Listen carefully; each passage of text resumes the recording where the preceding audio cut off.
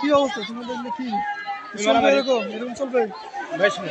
আমরা তো চাই মীমাংসা, ওরা বলছে যে আমরা মীমাংসা চাইনি, যতক্ষণ মারামারি হয়নি আমরা ওরা যাচ্ছে মীমাংসা হবে না, না আপনার তো মীমাংসা হবে। হ্যাঁ, কালকে আমাদের এই পরিবেশ আপনাদের মনে করেন আমাদের চিলমারি উপজেলার যে হলো ওসিগুলো আছে তারা ওদেরকে প্রস্তাব দিচ্ছে, আমাদের বলছে যে কিছু মীমাংসা কাজই চাই, আমরা বলছি আমরা মীমাংসা চাই।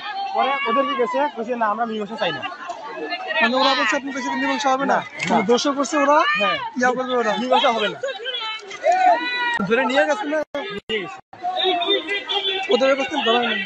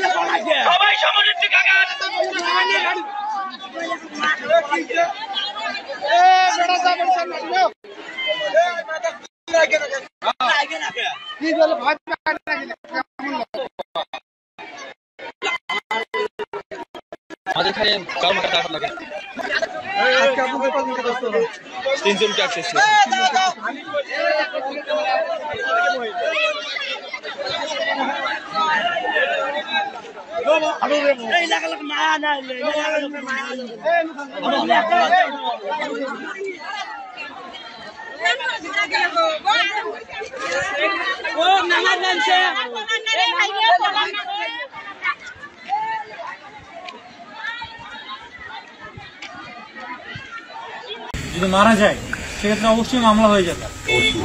মামলা হয়ে গেলে দেখা যাবে দুই ক্ষেত্রেই দুই পাশেই মামলা হবে, দুই থানার বিভিন্ন লোকজনের বিরুদ্ধে দৌড়ের উপরে থাকবে অর্থনীতি।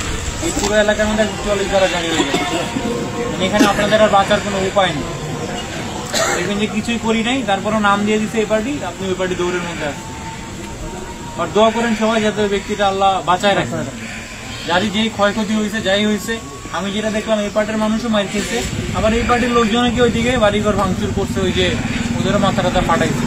যতটুকু হোক মহিলাকেও মোটামুটি মারছে ভালো। আপনার কি টাকা পয়সা নিতে পারছে না শুধু মারছে?